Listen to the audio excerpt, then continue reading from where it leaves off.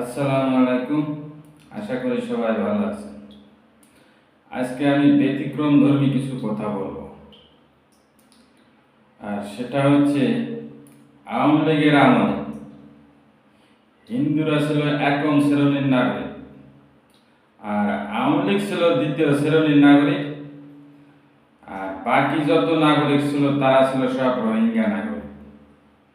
মনে করতো এই বাকি শ্রেণীর নাগরিকরা বোধহয় এই দেশের নাগরিক না। কেন বললাম তার কিছু দৃষ্টান্ত বা একটা উদাহরণ আমি আপনাদের কাছে তুলে ধরি।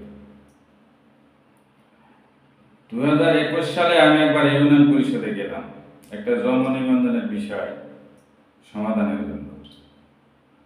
তো গিয়ে দেখি অনেক লোক দাঁড়ানো আছে সিরিয়ালে, আমিও দাঁড়ালাম। তো অনেকক্ষণ দাঁড়ায় আছি, তো কম্পিউটার অপারেটর ছিল সে হিন্দু।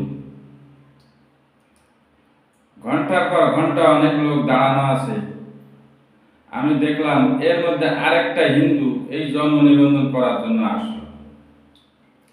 আসা মাত্রই দেখলাম সব সাইট।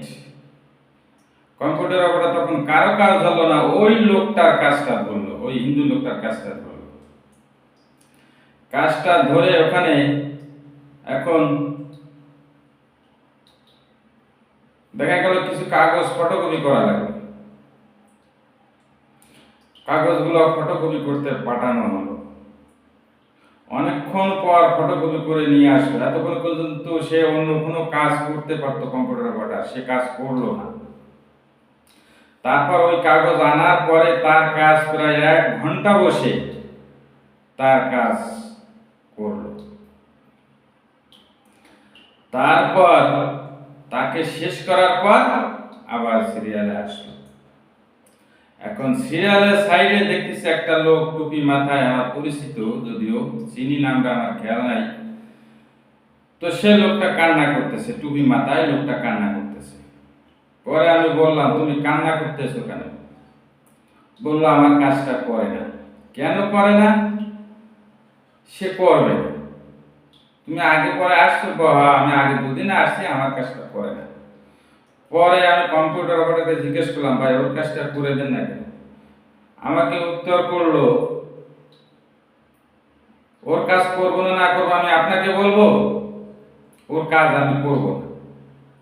আমি বললাম, কেন করবেন না? সে তো একটা কাজের জন্য আছে। আমার ইচ্ছা, আমি করবো না। আসলে ও জায়গায় যে মুভমেন্ট ছিল, আমি কম্পিউটার অপারেটর মুভমেন্ট থেকে বুঝতে পারলাম ওই লোকটার অপরাধ হলো ওই লোকটার মাথায় টুপি। ওই টুপি থাকার কারণে ওনাকে এত হেনস্থার শিকার। তো যাই হোক, এক পর্যায়ে আমার ফাইলটা দেওয়া হলো। তো আমার এক পরিচিত লোক পাশ থেকে বলল, আমার ভাইটা ঢাকা শহরে থাকে, তার তো রোজ রোজ করার সময় নেই, তার কাজটা করে দে।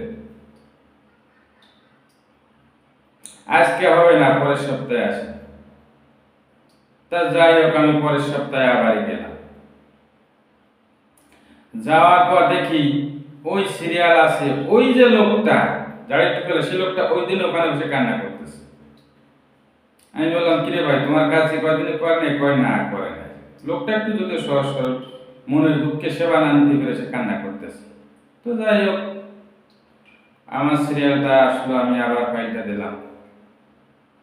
তো পাশ থেকে আবার আমার সেই পরিচিত লোকটা বললো যে লোকটা ঢাকা থাকে, এই কাজটা একটু সেরে দেয়। এখন কম্পিউটার উপর উত্তর করলো যে তুই তাড়াতাড়ি বললে কেন, ওনার কাজ 6 মাস পরে করবো। তো মাশাআল্লাহ, আমি যে কাজটা করার জন্য গেছি 6 মাস কথা বলছে, 6 মাসও হয়ে গেছে, 636 মাস। প্রায় 3 বছর পরে সেই কাজটা আমার হয়েছে ঠিকই, কিন্তু যে ভুলটা সংশোধন করতে গেছি সেই ভুলটাই রয়ে গেছে, সেই ভুলটাই রেখে দিয়েছে। এখন আপনারা বলেন, আমি কি ভুল বলছি যে হিন্দুরা আসলে এই দেশে একক নাগরিক? সবচেয়ে আশ্চর্যের ব্যাপার, আমি যে পরের সপ্তাহে যে গেছি, ওই পরের সপ্তাহে ওই একই ঘটনা, ওই কম্পিউটার অপারেটর আবারও এক হিন্দু লোক আসলো, সব সাইড করে দিয়া তার কাছে 1 ঘন্টা বসে কাজটা করে দিয়ে তারপর অন্য কাজ করলো। তাহলে কি বুঝলেন আপনি এখানে? ওই হিন্দু লোকটাকে হিন্দু বিরোধী দেখাইছে না? দেখাইছে। আর 3 বছর ধরে একটা কাজ সমাধান করতে পারবেন। অবশ্য সেই কাজটা এখন প্রায় 5 বছর হয়ে গেছে, যদি এখনো সমাধান হয়নি। ওই সমস্যা লাগে আছে, এখন বলা ওটার সমাধান সম্ভব না। তো যাই হোক, সেটা নিয়ে পরে আমি এ বিষয়ে দেখব কি করা যায়। তো আমি যেটা বলতে চাইছিলাম, এখন আপনারা বলেন, এই দেশে আওয়ামী লীগের আমলে হিন্দুরা এখন শ্রেণী ছিল কিনা, আর আওয়ামী লীগ ছিল দ্বিতীয় শ্রেণী। আর আমরা যারা সাধারণ মানুষ, অন্যান্য দলের যারা ছিলাম, এরা ছিলাম রোহিঙ্গার মতো, আমাদের জন্য কিছুই না।